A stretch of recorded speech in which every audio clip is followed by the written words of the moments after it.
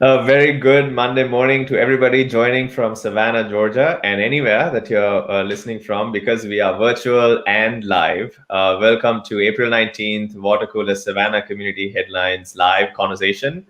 My name is Nipuna and I have my good friend here, Tajay. I'm going to let you introduce yourself.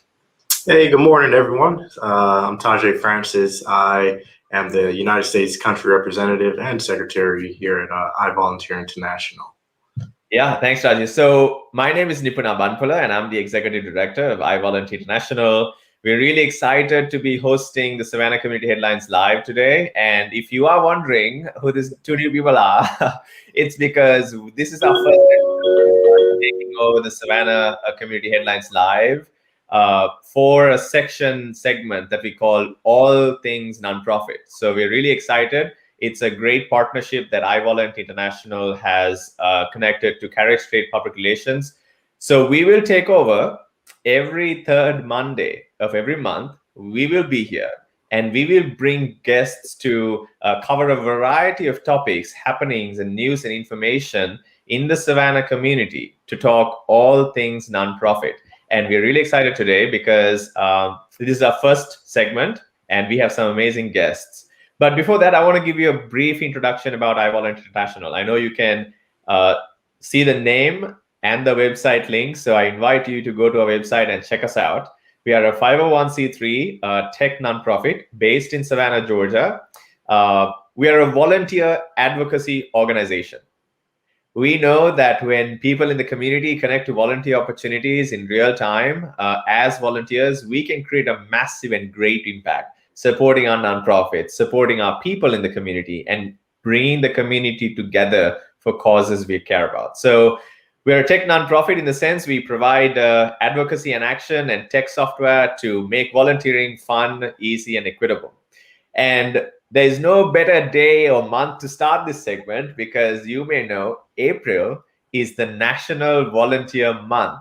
So all of you volunteers out there, thank you so much for your dedication, your contribution to your community. We appreciate you and all the things that you do to uplift our community and help each other. So, we're really excited to be here. Now, there is no better way to start this segment than to have our great partners from the United Way of the Coastal Empire to talk about volunteering, to talk about community investment, especially in this National Volunteer Month. So, Tajay, let's not keep our participants any longer. So we have some great guests today from the United Way of the Coastal Empire. We have Lori, we have Nola, and we have Austin. So I'm going to let Nola start off, and then Lori and Austin. Please introduce yourself. Tell us, participants, who you are and what you do at the United Way. Good morning, everyone. My name is Nola Johnson, and I am the Director of Community Investments here at United Way. Hey, everybody. Lori Humphreys. I'm the Director of Volunteers here at the United Way of the Coastal Empire. Happy to be here. Hi, everybody. My name is Austin Rojas. I'm the Community Engagement and Development Vista for United Way of the Coastal Empire, working between the Volunteers and Community Investments departments. Fantastic. Thank you so much for being here. This is great to start off the section with volunteering, community investment with United Way representatives. It is a great Monday to do that. So, Tajay, I want to hand it over to you so that we can start the conversation going and have a great discussion. Absolutely, thank you, Nipuna. So, Lori, I'm very fascinated with the work that you do at the United Way. I know that you're in charge of the volunteer engagement at your organization. So my question, just due to my fascination, my question is kind of three parts. But can you tell us a little bit about the community volunteers, how you all utilize them? How can people connect to volunteer opportunities with your organization? And how do you measure impact for those volunteer projects? Yeah, happy to. So there's a lot because we use a lot of volunteers in various aspects within our organization and throughout the region. So the United Way of the Coastal Empire, we are actually a 4-county region. So it's Chatham County, Effingham, Bryan, and Liberty counties.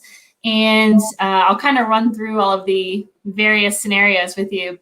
Here at the United Way of the Coastal Empire, Ourselves, we use almost 300 community volunteers that we call leadership volunteers. So we have boards and committees for each of our departments, as well as overseeing our organization as a whole. And these are volunteers that get together at least once a month and really help guide us and help support us. And we're ever so grateful. So also I have a volunteer advisory committee board. So shout out to you guys that are out there. And in addition, so we work with individuals, corporate volunteers, group volunteers, and it ranges anywhere from the typical projects that people are likely familiar with, laying mulch, doing some landscaping, some litter pickups that we do, which are all necessary. Hey, Summer, good morning. Thanks for watching. And we also partner with our agencies and our skilled volunteers. And so these look similar to internships. And we work closely with community investments with NOLA and Austin as well to help pair these. A lot of times they're students, college students as well, that are looking for basically a step into an organization, a nonprofit that they're interested in. So it could be anywhere from being out into the community, doing meal pantry, in addition to the other items I mentioned to you, skilled volunteers that look similar to an internship, but also we here again have our own leadership volunteers. So there's a whole lot of us around here, and there's a lot of people in this tremendous community doing great work. And there's really no limit to it. There's nothing that's too minor or too major. So really the skills that you have, whether it be teaching someone to read or painting a fence, there is every skill that you have. Time as a gift is invaluable, and we're happy to work with everybody of all skill levels. And how do we find them? How do we find these opportunities? So we have a website, and on that website, you can search, and all of our nonprofits in the area have access to this. It's free to them to use. It's free for our volunteers to sign up for, and we encourage it. So the agencies can list a profile about who they are, what they do, what their mission statement looks like, and what their needs are. Our volunteers can log in, they can fan an agency, they can see it, they can look for it and respond to things immediately. But if we're also working with groups or corporate philanthropy or social responsibility, we can help pair and make custom projects for that. So I think I'm tracking the questions here. And the third part was measurable, right? So we do track the ones that we are involved in. Now, we know there are thousands of tremendous volunteers out there who are working directly with their agencies. And we don't necessarily know everybody who's working directly regularly, and we highly encourage that. They might be passionate or have a special interest on there, and that's fantastic. So we do track the data that come through our office or the custom projects that we do. And so we do collect the data, the number of volunteers, the number of hours, if there were tools provided, something like that. But we do calculate that, and we use what's provided by independent sector, and they provide what the calculation is based on the country, based on the state, and it can narrow down to what that quantifiable hour relates to. So we can measure the number of the amount of financial impact that's provided by time. Oh. I think I answered those questions, right? Yes, you did. Thank you. One key part that you shared, said that you all have over 300 volunteers, and one of the most important components of volunteerism is really connecting with each individual and unlocking what their passion and interests are. Could you expand a little bit about how within your role, how do you connect with each volunteer to their respective passions? Sure, absolutely. Good morning, Brooke Ann, by the way. Thanks for listening in. So when I say our 300 volunteers, those are our leadership volunteers specifically through the United Way. So those are our boards and our committees that stay with our leadership team regularly. Within our system, though, we have over 6,000 registered users, which is unbelievable. And so when you sign up to create a profile in our website, which we can provide that for you, we ask the question. So we don't ask a lot of detail, mostly of how to reach you and what are your interests and what causes are you passionate about. And so when we have needs listed, so the needs are the volunteer opportunities, it can be filtered by what those interests and needs categorize themselves as. So it makes it easier for that volunteer to find what they're looking for. Okay. Yeah. Absolutely. And I think it's like, I'm a visual person, so whenever somebody asks me about the United Way, I know United Way does a lot of things in the community in a variety of aspects. But I visualize the United Way to be like this central location where people can come in so that they can contribute back into society. That's like the picture that I have, and exactly what you covered, Lori, very much kind of relates to that, where people can come together. United Way being the central location, and as you said, choose the causes that they want to support, right? And I think in this National Volunteer Month, there's a variety of research after data, after findings coming out from large organizations like the United Nations volunteers who conduct research studies across the world. Volunteers sometimes drive the innovation, the sustainability, and the resilience of the community. So volunteers are so important. 100% agree with that. Yes.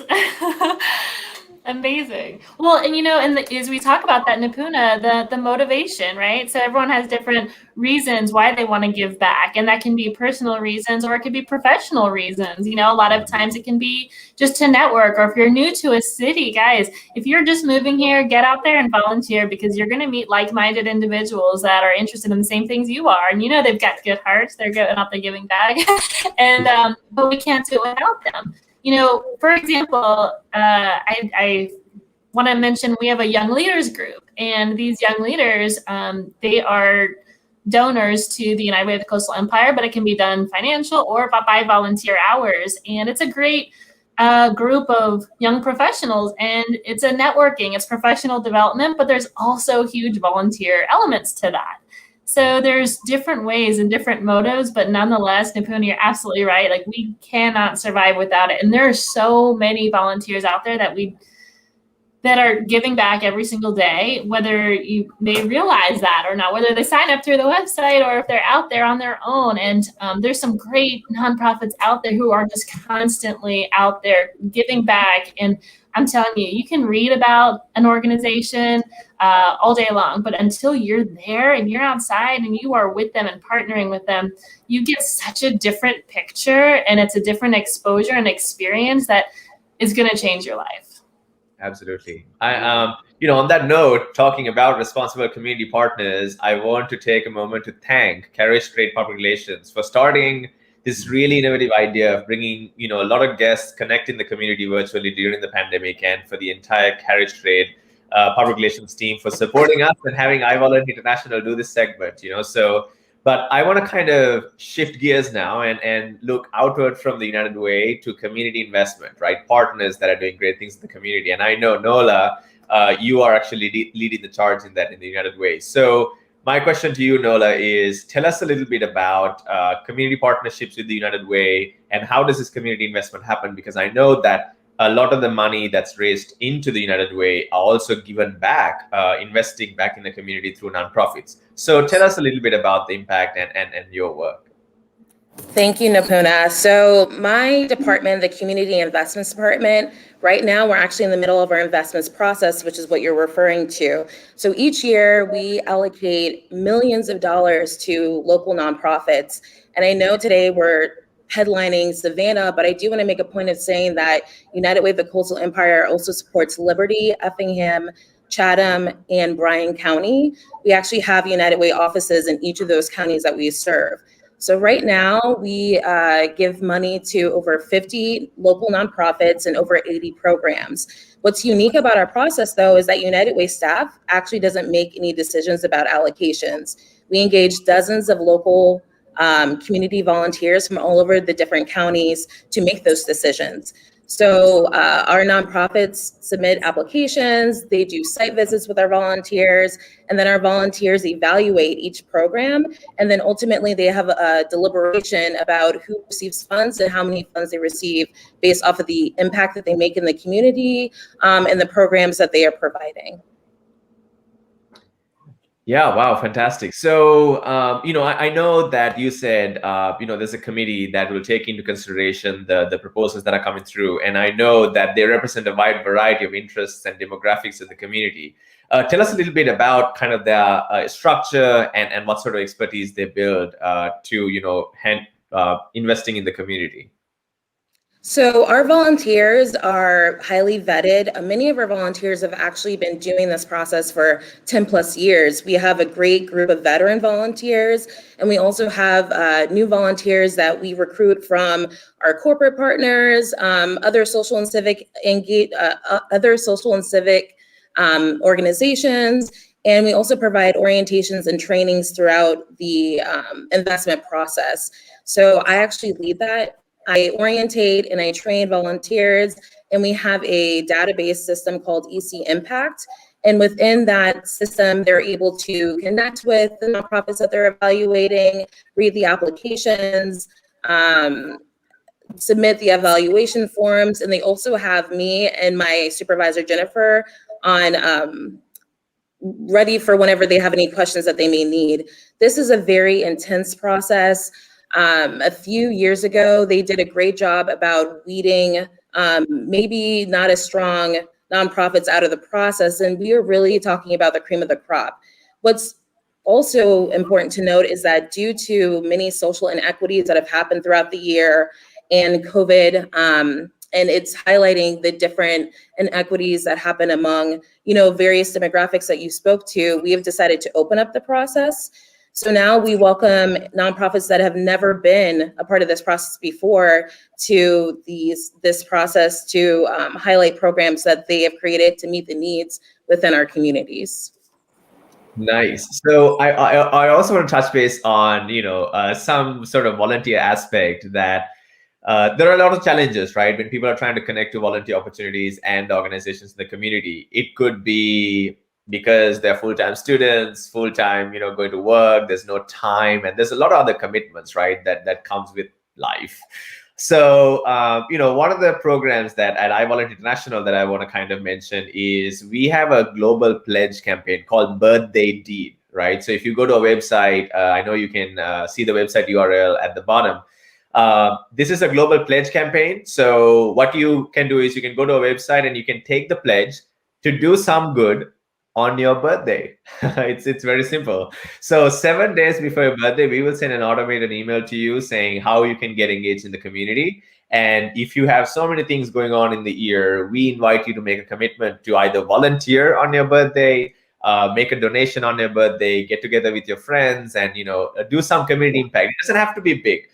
Some of the examples that people have done, they have all the way from planting a tree to donating your hair and conducting donation drives during the winter.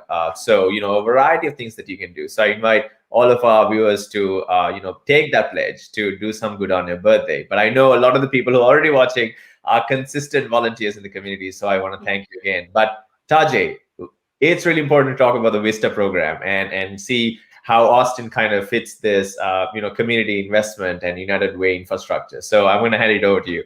Yeah. So Austin, I know that you mentioned that you work with the AmeriCorps VISTA program. Can you tell us about your involvement there and how was your experience? What did you learn? I'm very curious to hear. Yeah, so the program is obviously, like you said, through AmeriCorps, and we kind of lose a lot when we use acronyms. So I do want to highlight kind of what the acronym means. It's a volunteer in service to America. So a lot of times we have these volunteer events, and I'll wake up and I'm like, oh, I'm going to go volunteer today. And then I remember that every day I'm a volunteer when I come into United Way. That is what my role is. So the program itself, it's all about capacity building.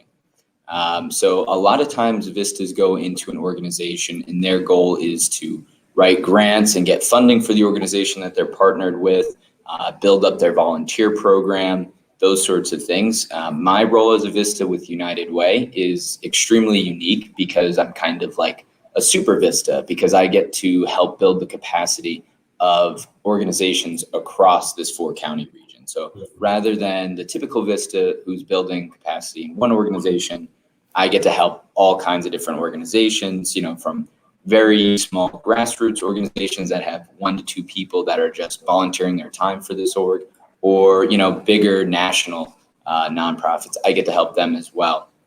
And the way it fits in with United Way is great, because I work with the 2 departments that we traditionally think of when we think of capacity. So, of course, the volunteers who are helping those organizations to do the work that it is that they're setting out to do. And then, of course, community investments with the funding. So, of course, every organization needs funding because we are nonprofits to build up their capacity. But I'd also want to highlight the fact that we invest not just money into the community, we invest tools. So the Community Investments Department is really big about giving these nonprofits, the tools that they need to succeed. So whether it be professional development opportunities, resources to find funding, resources to help get their nonprofit up and running or sustainable, the Community Investments Department is involved with all those tools. And of course, as a Vista, it's my job to pick up those tools and put them in other people's hands. Oh, very nice.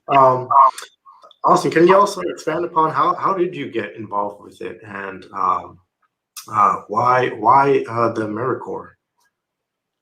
Yeah, so it was really something that was brought on by the pandemic. Kind of, you just find yourself, one day you're out and about, the next day you're shut indoors, unable to go out, and all you're seeing is just kind of a tragedy unfolding on your computer screen, essentially.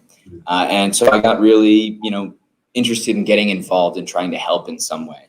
It became very clear, and I know everybody here has seen this, just, the amount of inequity and inequality in the country, and that this pandemic really exposed that for a lot of us. So I decided I needed to get involved in some way and give my time, give myself to something bigger than just myself. And that's when I found the AmeriCorps program that was designed to give people like me, young professionals like myself, an opportunity to do service for an entire year and to really put, essentially their time where their mouth is. So I'm giving my time here to United Way, to this 4-county community, to Georgia, to the United States. Essentially, I had to take a big federal oath and all of that. So I'm really excited to be doing this work and hopefully putting me down a path where I can continue to do this work throughout my career.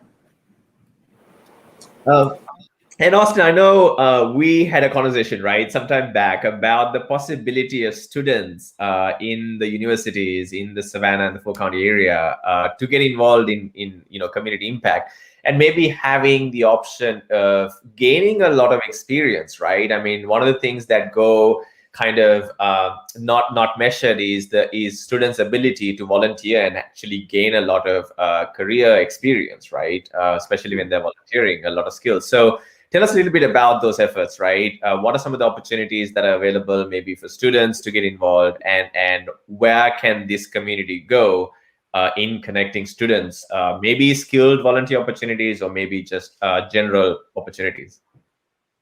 Yeah, so of course there are those kinds of traditional volunteer opportunities that we think of, beautification projects, Habitat for Humanity, sort of like building a home. But we do want to, like you said, focus on those skilled volunteering opportunities, which are like, an internship on steroids, because you're getting to do all the things that you do on a regular internship, gaining that experience, getting your foot in the door. But when you're doing it with a nonprofit, you get the added bonus of knowing that you're doing good in your community. A lot of people I know of, just once I graduated and then moved to, Savannah, where there's the college presence. I know a lot of people, there's kind of a conflict with the student population in the city, right? There's almost 2 cities that exist. There's everybody else going about their business, their day to day. And then there's these group of, 19 to 20-year-olds who are just going about all day doing whatever it is that they're doing, sometimes causing maybe a ruckus or something like that. And so there's this kind of conflict between the 2 communities that exist in a city. And I think skilled volunteering is a great way to kind of ease that tension by having these students give their time, to these nonprofits, start to do good, become more immersed with the community in a really positive way that we don't typically see. So we create one community there, not just the college student community and everybody else, but one community where these students can really fit in and mesh with that. So We have new materials, kind of marketing materials that we're trying to get out to those students to show them that this is a really great way to get to know your city better, not just the dive bars sort of a thing, but really get involved in the community. And it's a really great way to kickstart your career while you're still in school. So, yes, you can try and take an internship opportunity, in your senior year or something like that. But why not get involved maybe your sophomore year, your junior year, by getting some skilled volunteering opportunities under your belt? And there are plenty of them on our website. So uwce.org/volunteer. Check that out if you're a student. There are plenty of skilled volunteering opportunities there. And I know Taji will already know this, but if you're a student watching, or if you know a student in a university in our community, make sure to tell them to connect to their, volunteer or leadership office, right? They usually connect students to a lot of opportunities in the community. But this has been super great. Now I know we didn't plan for this, but I was thinking maybe I have another question, right? Public service passion. So I want to ask, Lori and Nola, it takes a lot to be in the public service, industry. So what led you to this, right? What led you personally to work in the United Way, to give back to the community? And what are some of your personal passions? That's a great question. I can go first. So after I graduated from college, I actually was a Vista myself. I did 2 years of city year, and that was the first time that I was even made aware of what United Way was. And then after that experience, I worked as a coordinator through a United Way funded program. So once I moved to Savannah, I knew that I wanted to keep United Way in my life. I saw firsthand the impact that they made. I worked in very under-resourced communities and schools, and I knew that without the dollars that United Way gave us, the students and their families wouldn't have half as many opportunities or resources as they did. So once I moved here, I had to apply, and I'm so grateful that I was able to find a position here and continue doing that work, but be on the other side of it. As far as personal passions, interests, and hobbies, I would first and foremost say inequity is just really trying to do the work to bridge those gaps and to fill those holes in the social safety net, just really making this world a better place for everybody and ensuring that people are on an equal footing as they deserve to be. I also love to travel. COVID, took that away from me, but what's great about being in the coastal empire is that you can still go to beaches, still explore the historic downtown area. And I love spending time with my family. I'm so happy that I am now so geographically close to them. I spent many years being up north while they were down here. So that's another interest and passion of mine, as well as family time.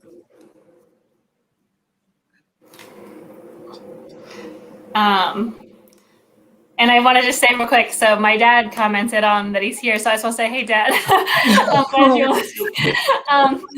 Anyways, thank you for that. I appreciate it. So what got me started? Nice. So what was that? That's always so nice when your dad It says is. I support, like we talk about family support. So we're all human, and that's really nice to see. So personal passion. So before I came to the United Way, I would spend a lot of personal time volunteering, and it started off at the beach. I'm a big beach bum, and I love it. And there's a great nonprofit out there, Fight Dirty Tybee, and so they do beach cleanups regularly, and it's a giving back to what you enjoy. If you want something to flourish, you take care of it. And then spending time out at Forsyth Park. On Sunday afternoons, there's a meal and clothing giveaway for those who need it. So I volunteered with that. Blessings in a Book Bag is a regular one here in Savannah. And they do an amazing job. And so helping out with that, especially on Juneteenth, which is ultra important. And one thing led to another, and then I just couldn't stop volunteering anywhere I go. And it's beautiful because I'm a big advocate for each other, and all we have is each other, right? So we need to uplift and take care of one another, no matter what your background, your history is, where you come from. It really makes no difference. It's how you can move forward, and we can only move forward with each other. And so when I came on board, when I saw this position opening, what a dream to be able to make your professional career a personal passion of yours. And so it's been a thrill to be able to be a part of it. And that's where my life is. So as far as my personal interests, family, really into the environment and making sure that everybody has a solid meal, they have clean water, and are healthy, because we all rely on each other. And I think there's really no other way. When you give, you get as well.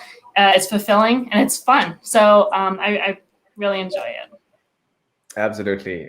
Thank you, Nola and Lori, for sharing us, kind of your passion and how you came into the position, like Austin mentioned as well, being a Vista. So Austin, hopefully, like Nola, we will see you at the United Way in a couple of years. So, really excited. And for those who are joining us, we have 3 amazing individuals doing great work in the community through the United Way of the Coastal Empire, one of the central and strong institutions that are supporting our community, our nonprofits, and helping you to be volunteers in our community.